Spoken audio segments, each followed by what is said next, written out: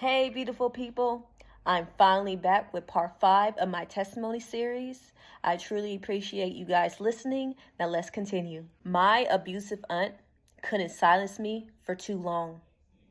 Eventually, I told my half aunt and my uncle's girlfriend what was happening. My half aunt took pity on us and decided to take us in. My abusive aunt was upset, but she couldn't do anything about it. With my half aunt's help, my dad finally knew the truth. Living with my half aunt in Antioch was better, but she had a big mouth and created drama.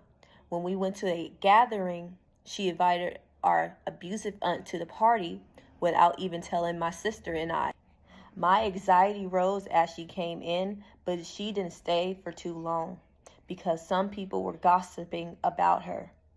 Apparently, my half aunt and my uncle's girlfriend were spreading our business to people that we didn't even know.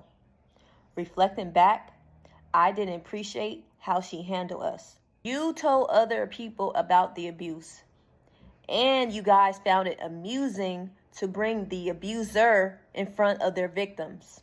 The effects on my trauma finally took a toll on me. I had an attitude and anger problem. My hygienics still needed improvement, and I had a decline in my academic performance. One time I received 2 F's on my report card. My aunt punished me, but it didn't help. I was lost and out of place. No one gave me the proper help that I needed to overcome the abuse that I endured.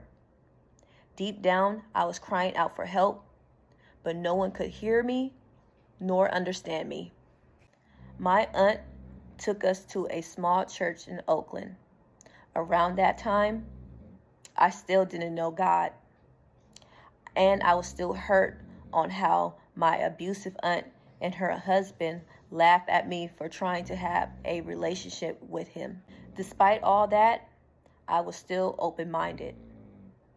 I listened to the sermon as much as my child ears could understand.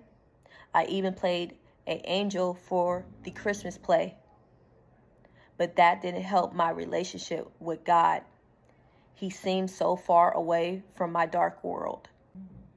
Since my aunt didn't want to struggle financially on taking care of 2 additional kids, she asked my father if she could take us to foster care.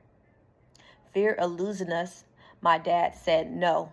If she couldn't handle the financial pressure, then we just had to go back to Oakland and stay with our abusive aunt and our grandmother who recently just came out of jail. My half aunt also told my abusive aunt she already had a son and she didn't want to take care of kids that wasn't hers. When she told us that we were going back to Oakland, my body became numb.